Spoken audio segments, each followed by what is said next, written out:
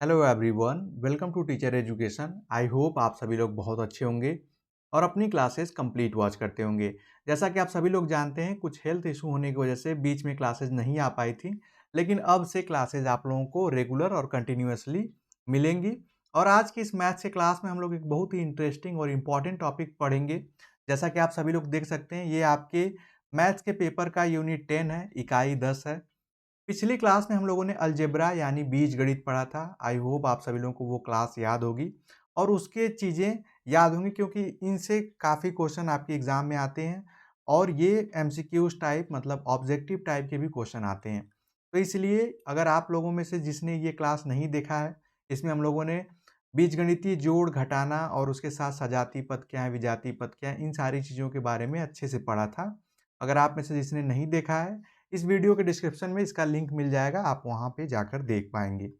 आज की जो इस क्लास में हम लोग जो टॉपिक कवर करेंगे, मैं आप लोगों को एक बार क्विक प्रीव्यू दिखा दे रहा हूँ। ये बहुत ही बेसिक होगा, लेकिन बहुत ही इम्पोर्टेंट भी होगा। आप में से बहुत से लोग इसे पहले से जानते भी होंगे और जिनकी मैथ्स वीक है, उनको तो इस क्लास को मतलब 1 सेकंड भी मिस नहीं करना चाहिए कि वो बेसिक जान पाएँ कि आखिर बिंदु, पॉइंट क्या है, पॉइंट किसे कहते हैं, उसकी परिभाषा क्या है, रेखा क्या है, मतलब लाइन क्या है, लाइन सेगमेंट क्या होता है, इन दोनों में अंतर क्या होता है, तल क्या है, प्लेन सेगमेंट क्या होता है, वक्र कर्व क्या होता है, किरण क्या है, रे क्या है, और उसके बाद कोण की संकल्पना, जो आपके एंगल के कंसेप्ट हैं वो क्या होते हैं, इसके बारे में आज की इस क्लास में हम लोग पढ़ेंगे। तो सबसे पहले हम लोग स्टार्ट करते हैं पॉइंट, बिंदु।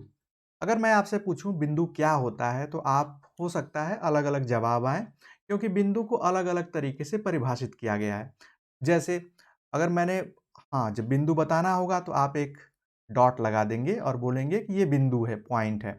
लेकिन अब इसको परिभाषित कैसे करें? तो इसको परिभाषित हम ऐसे करते हैं कि वो आकृति या ऐसी आकृति जिसकी न कोई चौड़ाई, न कोई लंबाई, न कोई ऊंचाई होती है, उसे हम बिंदु कहते हैं, पॉइंट कहते हैं।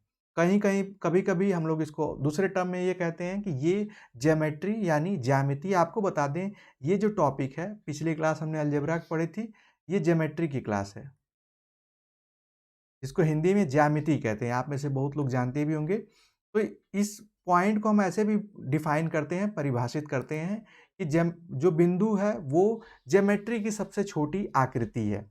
कब और इसके अलावा एक तीसरा और तरीका है इसको डिफाइन करने का, कि बिंदु एक तरीके का सिंबल है, चिन्ह है, जिससे हम किसी निश्चित स्थान को प्रदर्शित करते हैं। जैसे अगर मैंने यहाँ पे टच किया और ये आप देख पाएंगे कि यहाँ पे डॉट हो गया, तो ये क्या है? ये एक हमने चिन्ह लगाया, सिंबल का भी काम कर रहा है। तो लेकिन ज्योमेट्री में इसका रोल क्या है कि जब हमें कोई आकृति बनानी होती है, तो इन सिंबल का रोल काफ़ी इम्पोर्टेंट हो जाता है और इसको सांकेतिक कहा जाता है, कि ये एक तरीके से संकेत के रूप में भी इसको लिया जाता है। कैसे? आप सभी लोग बचपन में याद होगा, ज्योमेट जो आपकी ड्राइंग की बुक आती थी और ज्योमेट्री की बुक्स में भी, हालाँकि ये ड्राइंग की मैं एग्ज़ाम्पल दे रहा हूँ आप लोगों को, उसमें किसी एक पर्टिकुलर इमेज या फोटो होती थी और वो डॉट फॉर्म में होती थी। आप कहेंगे सर ये क्या? जैसे मैं यहाँ पे बना दे रहा हूँ, मेरी ड्राइंग तो उतनी अच्छी नहीं है। जैसे मान लीजिए कि यहाँ पे एक कबूतर का चित्र है और ऐसे डॉट डॉट में वो दिया रहता था, हमें उसको मिलाना रहता था कि हम उसको मिलाकर, और फिर जब हम मिलाते थे तो एक आकृति बन जाती थी कबूतर की तरह। जैसे ये ऐसे कुछ मैं बना दे रहा हूँ, ठीक है? कुछ इस तरीके से बनी रहती थी, आप सभी लोगों को याद होगा, और हमें उसमें एक डॉट दूसरे डॉट को मिलाते रहते थे। कभी-कभी पे लिखा भी होता था 1, 2, 3, 4, तो ऐसे भी हम मिलाकर जो कोई बड़ा इमेज हो, बड़े चित्र हों तो वो बनाते थे। इसका कहने का सेंस ये है कि जब हम ज्योमेट्री में अलग-अलग प्रकार की जब आकृति शेप्स बनाते हैं, जैसे यहाँ पे देखिए, इन पॉइंट्स को हम नाम दे देते हैं। जैसे एक ये पॉइंट्स है, इसका नाम ए हमने दे दिया, इसका बी, सी और डी। अब हम इसको अगर मिलाएँगे, ए को बी से, बी को सी से, या आप ऐसे भी मिला सकते हैं सी और डी, तो ये एक आकृति बन गई। तो पॉइंट का यूज़ क्या है? वो आकृति के निर्माण में भी किया जाता है। यहाँ पे आप देख पाएँगे लिखा है कि कागज़ के निम्न प्रकार कुछ बिंदु अंकित करवाएँ और उसे, जैसे अगर हम डॉट यहाँ पे 1, 2, 3, हम इसका नाम रख लेते हैं एक्स, वाई और जेड। अब हम इसको मिलाएँगे तो ये एक आकृति बन गई। तो ज्योमेट्री में पॉइंट का काफ़ी इम्पोर्टेंट रोल है। तो ये थी बात पॉइंट बिंदु से। अब जो काफ़ी इम्पोर्टेंट है और मैं आपको बता दूँ इस क्लास के लिए one of the most important जो है, वो अभी हम लोग देखेंगे। एक बार मैं इसको इरेज़ कर दे रहा हूँ जिससे कि हम इसको बिल्कुल अच्छे ढंग से समझें। सबसे पहले कि रेखा क्या होता है या रेखा क्या है, उसको डिफ़ाइन कैसे करते हैं, what is line? What is line segment? जो रेखाखंड है वो क्या है? इसके साथ ही साथ इसके बीच में ही किरण क्या है? रेज़, रे आप इसको इंग्लिश में रे कहेंगे। किरण, प्रकाश, प्रकाश पुंज, किरण पुंज ऐसे भी इसके नाम मतलब कहीं-कहीं दिए रहते हैं। अब देखिए लाइन क्या होती है, रेज़ क्या होती है और लाइन सेगमेंट क्या होता है, इनके बीच में जो अंतर है, वो हम इन्हीं चित्र से ये जो 3 इमेजेस दी गई हैं, इससे हम समझ पाएँगे। आप एक चीज़ ध्यान रखिएगा जब भी हम किसी लाइन की बात करेंगे, अगर मैंने कोई एक लाइन ड्रॉ कर दी ऐसे सीधे, तो ये लाइन जो होती है ये कभी इसका एंड नहीं होता। आप कहेंगे सर ये क्या है? मतलब हमने ये ड्रॉ की है रेखा जो होती है ये इसके आगे भी रहती है अनंत। अगर हमने ये ड्रॉ कर दिया, तो ये करते-करते हम स्क्रीन के बाहर चले जाएँगे मतलब पेज पे हमने ड्रॉ कर दी, वो आभासी है, वर्चुअल है मतलब हम उसका प्रयोग नहीं कर रहे हैं। लेकिन रेखा का मतलब होता है कि इसके दोनों जो पॉइंट्स होते हैं, ये अनंत होते हैं। यहाँ पे जब एरो हम सिंबल लगाएँ, जैसे इसमें लाइन का मतलब यहाँ पे देखिए एरो लगाया गया है। इसका मतलब है कि ये और आगे अभी बढ़ती जा रही है। मतलब ये कहीं रुकेगी नहीं। तो रेखा का जब हम प्रयोग करते हैं, अगर हम कह देंगे ये एक रेखा है, तो इसका मतलब है कि इसकी अनंत लंबाई है। इसकी कोई स्पेसिफिक लंबाई नहीं हो सकती। आप कहेंगे सर ये क्या बात हुई? देखिए, जब हम लाइन सेगमेंट की बात कहेंगे रेखाखंड, रेखा का टुकड़ा, तब वो सीमित होगा, उसकी लंबाई होगी, उसके अंत डिफाइंड होंगे। इसका मतलब क्या है? जैसे जब अभी आप ऐसे समझ लीजिए ये ए हो गया, अगर मान लीजिए ये एक रेखाखंड है, ये जो कि इनफाइनाइट है।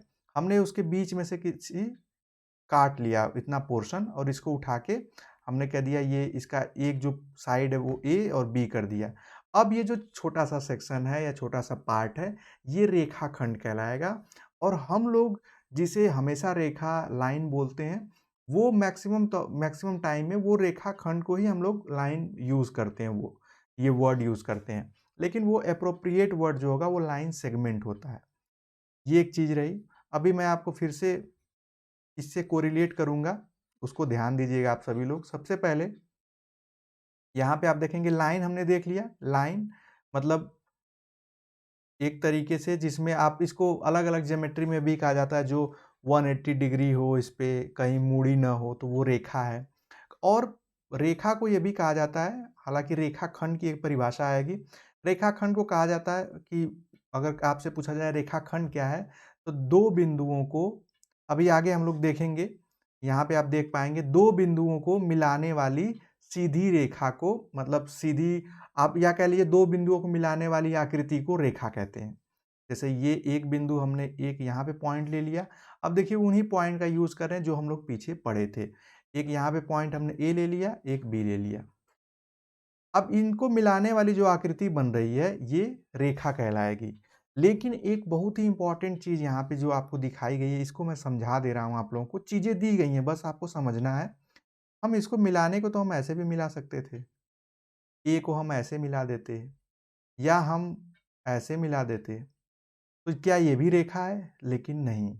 रेखा के लिए एक कंडीशन जो है, वो कंडीशन है न्यूनतम दूरी वाली रेखाखंड। यहाँ पे आप देख पाएँगे कि ये लिखा है कि एक चलित दूरी जो है वो न्यूनतम होनी चाहिए मतलब सबसे शॉर्टेस्ट रूट अगर एक इस पॉइंट को इस पॉइंट के बीच में मिलाना है तो इसका सबसे शॉर्टेस्ट सबसे छोटा रूट क्या होगा? सबसे छोटा रास्ता क्या होगा इसका? ये सीधे जाए। अगर ये थोड़ा भी टेढ़ा-मेढ़ा जाएगी तो ये सीधी रेखा मतलब सीधा उसका रास्ता नहीं होगा और यही सीधा रास्ता जो है ये रेखा खंड कहलाता है। तो ये आप सभी लोग ध्यान रखिएगा, काफ़ी इम्पोर्टेंट है कि 2 पॉइंट को बीच में मिलाने वाला जो न्यूनतम दूरी है, 2 बिंदुओं के बीच की न्यूनतम दूरी है, इसके बीच की जो न्यूनतम दूरी है वो रेखा कहलाती है। ये तो बात थी रेखा और रेखाखंड की, तो किरण क्या होती है? किरण को जानते हैं। सबसे पहले यहाँ पे देखिए, किरण आप ऐसे कह सकते हैं कि रेखा का ही भाग है, कैसे? जैसे मान लीजिए कोई एक रेखा थी, ऐसे हमने एक बनाया, लाइन थी और ये इनफाइनाइट है, ये आप कह सकते हैं अनंत जा रही है, इसकी कोई निश्चित नहीं है। हमने क्या किया कि इसको बीच में से काट दिया और यहाँ पे एक हमने पॉइंट दे दिया कि यहाँ से इस बिंदु से रेखा निकल रही है या इस बिंदु से रेखा स्टार्ट हो रही है। जैसे मैंने एक पॉइंट यहाँ ले लिया ए, यहाँ से बिंदु ये निकल रहा है, ये इस चीज़ को मैं उठा के यहाँ पे रख दिया। अब इसका एक साइड डिफाइन है कि ए से स्टार्ट हो रही है, ए से निकल रही है, लेकिन जो दूसरा पोर्शन है वो इनफाइनाइट है, वो पता नहीं है। यहाँ पे भी डॉट डॉट हो गया। अंतर देखिएगा ध्यान से कि लाइन में क्या है कि दोनों जो उसके छोर हैं, दोनों ओर जो हैं वो इनफाइनाइट हैं। लेकिन रेखा में क्या होता है, इसको हम कैसे समझ सकते हैं? जैसे टॉर्च होती है या फ्लैश लाइट होती है, आपके फ़ोन में भी फ्लैश लाइट होगी। उसमें देखेंगे आप सभी लोग कि एक इसको आप फ़ोन बना लीजिए क्योंकि ज़्यादा रेलेवेंट होगा। ये फ्लैश लाइट है, इससे लाइट जो जा रही है तो देखेंगे कि एक एक ऐसा स्थान है, एक स्पेसिफिक वो जो आप एलईडी देखेंगे वहाँ से लाइट निकल रही है। लेकिन हम ये नहीं कह सकते हैं कि वो इतनी दूर जा रही है, वो अनंत जा रही है, अनंत दूरी तक जा रही है प्रकाश। तो ये जो पॉइंट है इसीलिए इसको किरण कहा जाता है। और इसकी खासियत विशेषता क्या है? वो अब समझ लीजिए, इसको कैसे समझना है वो मैं बता दे रहा हूँ। देखिए ये अब तीनों चीज़ हमारे पास हो गई, तीनों चीज़ों को हम लोगों ने समझ लिया। जैसे सूर्य से भी अगर किरणें आती हैं तो वो सूर्य जो है एक पॉइंट है, ये वो पॉइंट है। यहाँ से रे जा रही हैं और ये इनफाइनाइट जा रही हैं, तो ये रेज़ कहलाएँगी, ये आकृति रे कहलाएगी, ठीक है? अब लाइन में क्या है कि ये दोनों जो इसके पॉइंट थे वो मतलब वो निश्चित नहीं है, वो बहुत दूर तक हैं, आभासी हैं। रे में क्या है कि एक पॉइंट फिक्स है, दूसरा पॉइंट अनंत है। लेकिन लाइन सेगमेंट में दोनों पॉइंट जो हैं वो निश्चित हैं। ये इन 3 चीज़ों से संबंधित बातें थीं, काफ़ी महत्वपूर्ण बातें हैं, काफ़ी इम्पोर्टेंट हैं, तो आप सभी लोग इसको ध्यान में रखिएगा। और उसके बाद बात आती है प्लेन की कि तल क्या होता है और तलखंड क्या होता है। तो ये थोड़ा-सा हमें सोचना होगा कि तल क्या होता है, उसके लिए हम ऐसे समझ सकते हैं जैसे मान लीजिए ये कागज़ है, तो ये एक तल है, लेकिन ये एक तल का हिस्सा है। तल का मतलब आप दीवार को मान सकते हैं, जैसे कोई फ्लैट चीज़ हो, तो वो तल है। जैसे मान लीजिए ये मेरे पास ये एक कॉपी है, आप यहाँ पे देख पा रहे होंगे। ये क्या है? ये तल है। लेकिन आप एक चीज़ ध्यान रखेंगे कि ये तल किसी न किसी चीज़ का हिस्सा होगा। जैसे कोई बड़ी कॉपी होगी तो उसमें काट-काट के छोटी बनाई गई होंगी, ऐसे आप समझ सकते हैं। तो इसके कहने का अर्थ क्या है? तल और तलखंड का अर्थ क्या है? 2D जैसे कोई ये मान लीजिए इसको नहीं, अगर मैं किसी एक पेज को लेता हूँ, जैसे मान लीजिए इस पेज को लूँगा या ये पेज आकृति आप लोगों के सामने बनी भी हुई है, तो ये एक इसकी लंबाई है और एक इसकी चौड़ाई है। आप ये चीज़ तो मानते हैं? तो ये प्लेन हो गया। प्लेन का मतलब होता है आज के समय में सबसे अच्छा एग्ज़ाम्पल है 2D, 2 डायमेंशन, 2 आयाम। 2 आयाम का मतलब क्या होता है? जिसकी लंबाई और चौड़ाई सिर्फ़ हो, वो 2D है और वही प्लेन है। जैसे इसमें क्या है, ये मैं इसका एग्ज़ाम्पल क्यों नहीं दे सकता? अगर मैं इस पूरे कॉपी की बात करूँ, तो इसमें लंबाई भी है, चौड़ाई भी है और इसकी कुछ मोटाई या ऊँचाई भी है। लेकिन अगर एक मैं पेज की बात करूँगा, तो उसमें मतलब हालाँकि उसकी भी मोटाई होगी, लेकिन हम उसको अगर नगण्य मान लें, अगर हम उसको इग्नोर कर दें, तो इसमें सिर्फ़ एक पेज अगर मैं उठा लूँ, तो इसमें सिर्फ़ क्या होगा, एक इसकी लंबाई है और एक इसकी चौड़ाई है। ये कहने का अर्थ है, इसी को हम प्लेन कहते हैं।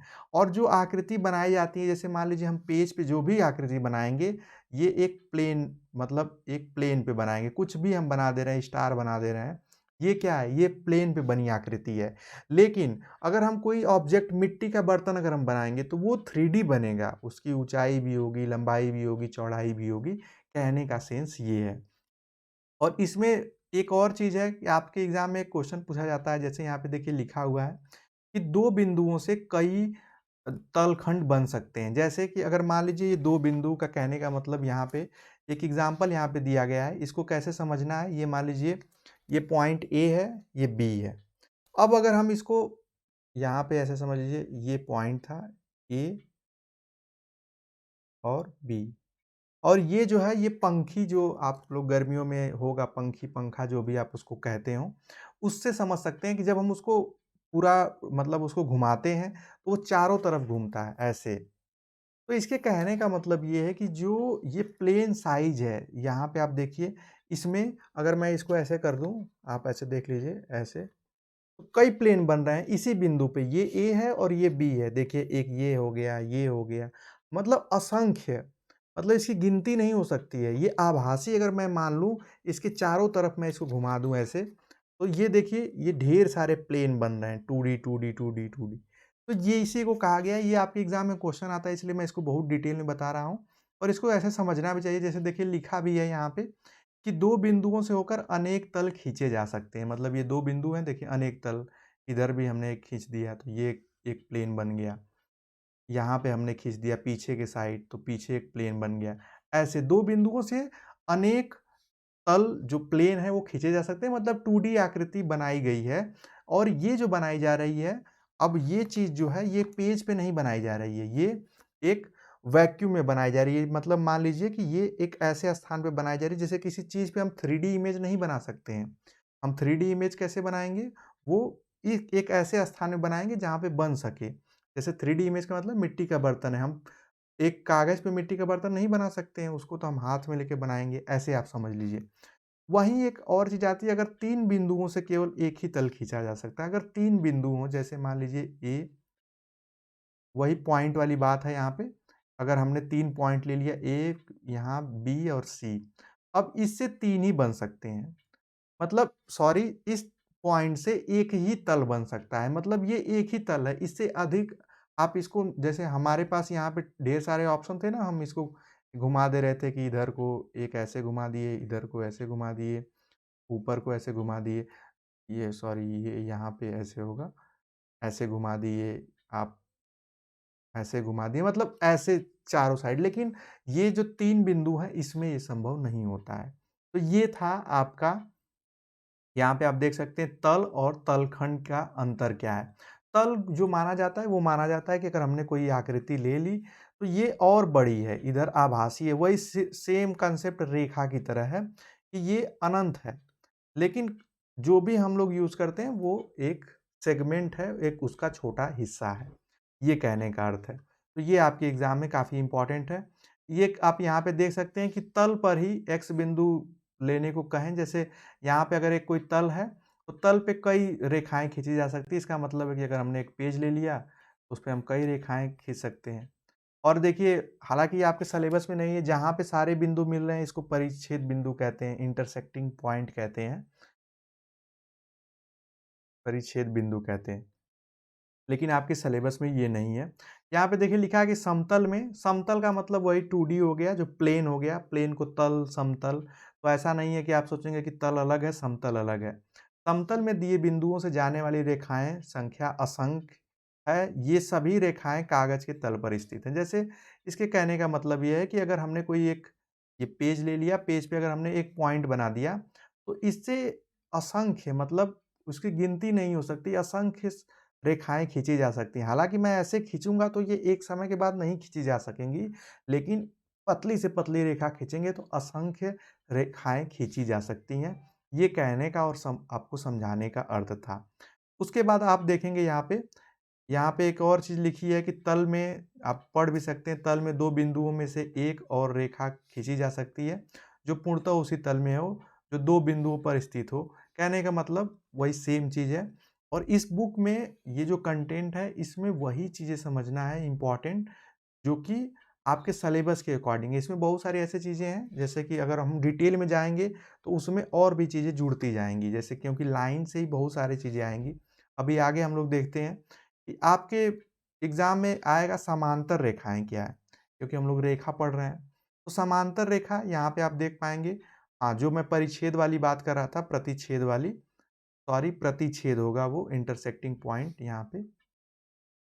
यहाँ पे जो हम लोग देख रहे थे ये आप देख पाएंगे, जब बिंदु, जब कोई लाइन गुजर रही है, हमने दो लाइन ड्रॉ की, जहां पे वो मिल रही है तो ये परिच्छेद रेखाएं हो जाएंगी जो एक दूसरे को काट रही हैं। इसको आप ऐसे समझ सकते हैं। लेकिन एक ऐसी स्थिति भी आएगी कि दोनों लाइन एक दूसरे को काटेंगी नहीं, तो वो क्या कहलाएंगी, वो समांतर मतलब पैरेलल लाइन कहलाएंगी। ये कौन सी सिचुएशन है, जैसे आप इस इमेज में देख सकते हैं, हमने एक यहाँ पे ऑलरेडी एक लाइन ड्रॉ है ए बी और नीचे है डी सी। और यहाँ पे आप देखेंगे अगर मैं इसको ये रेखा है, देखिए यहाँ पे रेखा जहाँ होगी वहाँ पे एरो लगा होगा। अगर ये रेखाखंड होता तो ये एरो नहीं लगा रहता। हम इसको बढ़ाते भी जाएँगे आभासी रूप से वर्चुअली तो ये कहीं काटेंगी नहीं, जिस तरीके से रेल की पटरियाँ होती हैं, आप ऐसे समझ लीजिए। और समांतर रेखा किसे कहा जाता है? एक ही तल में स्थित 2 रेखाएँ, एक ही तल का मतलब जैसे आप सभी लोग पता है 2D तो 2D या जिस तल पे हो, ज़मीन पे हो तो सिर्फ़ ज़मीन पे ऐसा नहीं कि आसमान की तरफ भी हो जाए। तो एक ही तल में स्थित 2 रेखाएँ जो प्रतिच्छेदित नहीं करती हैं, उन्हें समांतर रेखाएँ कहते हैं, जो एक-दूसरे को काटती नहीं हैं। दूसरा समांतर रेखाएँ का अर्थ होता है कि मान लीजिए हम अगर जो इसके बीच के गैप की दूरी यहाँ होगी, वो यहाँ भी होनी चाहिए, सेम वो यहाँ पे भी होनी चाहिए, ये यहाँ पे भी होनी चाहिए। अगर ये 2 सेंटीमीटर है, 5 सेंटीमीटर है, एज़्यूम कर लीजिए कुछ भी। अगर मान लीजिए यहाँ पे 5 सेंटीमीटर है, तो 5 सेंटीमीटर यहाँ पे भी होगा, वो 100 किलोमीटर दूर हो जाएगा तभी भी 5 सेंटीमीटर होगा। इसका मीन क्या है? समांतर रेखा में अगर मान लीजिए मैंने अगर एक कोई मिलती-जुलती आकृति में बना दूँ आपको, वो कुछ इस प्रकार से बना दूँ जैसे एक लाइन सीधी कर देते हैं, एक थोड़ी-सी मतलब यहाँ पे आप देखेंगे। अभी आप अच्छा इसको हम ऐसे कर देते हैं, जैसे थोड़ा-सा लगेगा, ऐसे आप देख सकते हैं, ये लाइन है। लेकिन अब ये समांतर रेखा नहीं है, आप कहेंगे क्यों? क्योंकि मान लीजिए हम इसको आभासी बढ़ाएँगे, अभी तो ये नहीं मिल रही हैं, आभासी बढ़ा रहे हैं। एक एक सर्टेन पॉइंट पे क्योंकि ये थोड़ी-सी तिरछा है, तो ये सर्टेन पॉइंट पे जाके मिल जाएँगी और इसको ऐसे भी समझा जा सकता है कि यहाँ की जो ये बीच की दूरी है, ये ज़्यादा है, यहाँ और जितना इसके यहाँ पे आगे जा रहे हैं, उतनी कम होती जा रही हैं, तो ये समांतर रेखाएँ नहीं कहलाएँगी, ये अंतर है। तो इसको हम ऐसे भी कह सकते हैं कि ये समांतर रेखा है, ये असमांतर रेखा। असमांतर रेखा आप कैसे भी बना सकते हैं, ऐसे भी बना दिए, तो ये असमांतर रेखा है, सीधे उसका अपोज़िट। अब उसके बाद हम बात करते हैं कर्व की कि वक्र क्या होता है। वक्र का मतलब होता है जैसे कि सभी आप जानते हैं अगर कोई भी जो रेखा सीधी ना हो वो वक्र है। मतलब सीधी का मतलब ये तो सीधी हो गई, लेकिन अगर थोड़ा-सा कर्व हो गई, ये वक्र हो गई। ऐसे हो गई तो ये वक्र हो गई, आर्क। हालाँकि इसमें भी एक होता है कि एक निश्चित एंगल पे कर्व होगी या उस आकृति को पूरा करेंगे तो जैसे होता क्या है मान लीजिए एक ये वृत्त है, सर्कल है, तो कब कर्व को ऐसे भी डिफाइन किया जाता है कि ये एक सर्कल का ही छोटा पार्ट होता है। लेकिन ऐसा ज़रूरी नहीं है, अगर हम ऐसे बना दें तो ये इसका पार्ट नहीं होगा कहीं भी मतलब देखिए यहाँ पे 2 फ़ोल्ड हो जा रहे हैं। तो कर्व क्या है? जैसे इन आकृति में हम समझेंगे जो ये सारी इमेजेस दी गई हैं जैसे घनाभ है। तो इसमें कहीं कर्व आपको दिख रहा है? नहीं। यहाँ पे देखिए हमारे दैनिक जीवन के आस-पास अनेक प्रकार की वस्तुएँ होती हैं, आप सभी लोग पता है। ये प्रकार जो हैं ये वक्रों या रेखाओं से मिलकर बने होते हैं। जैसे मान लीजिए ये फ़ोन है मेरे पास, तो ये फ़ोन जो है ये रेखा हो गई, मान लीजिए ऐसे ये कोई भी शेप दिया गया है तो ये सीधी रेखा है। यहाँ पे देखिए कर्व है। यही कर्व जो है ये वक्र हो गया। जैसे इस आकृति में इस शेप में कोई कर्व नहीं है। और यहाँ पे देखिए, यहाँ पे एक कोना और कर्व की एक और पहचान होती है कि जैसे कर्व ऐसा नहीं हो सकता है। कर्व का मतलब है कि वो सीधा ना हो और कहीं पे एंगल ना बनाए। जैसे जहाँ से वो मुड़ रहा है, वहाँ में कहीं एंगल नहीं होना चाहिए। एंगल का मतलब अभी हम लोग आगे देखेंगे, वो एकदम ऐसे ना कटा हुआ हो कि वहाँ पे एक एंगल बने, वो कर्व टाइप का हो, ठीक है? तो जैसे देखिए, ये गोला है तो इसमें ये आकृति कर्व है। इसके कोई भी 2 पॉइंट उठाएँगे तो आपको मुड़ती हुई आकृति नज़र आएगी, टेढ़ी-मेढ़ी आकृति नज़र आएगी। बॉक्स में कोई कर्व नहीं है। बेलनाकार आकृति जो सिलेंडर टाइप की आकृति इसमें आप देखेंगे, ये जो उसके ऊपर का जो शेप है, ये कर्व शेप है और कर्व शेप मतलब ये कर्व होता गया है, मुड़ता गया है।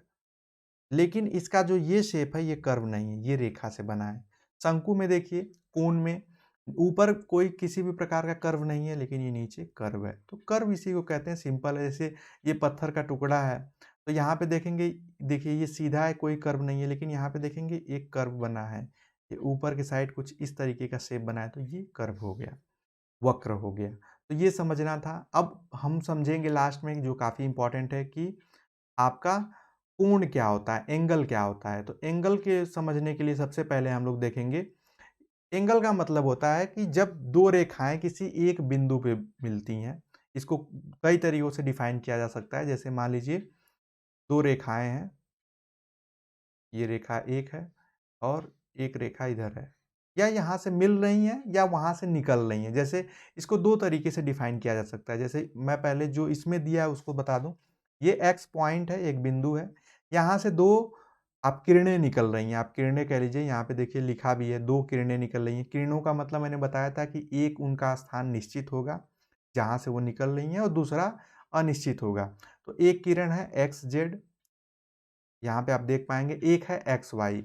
अब इन दोनों किरणों के बीच जहाँ ये जुड़ रही हैं, मिल रही हैं, इनके बीच जो झुकाव है, यही कोण कहलाता है।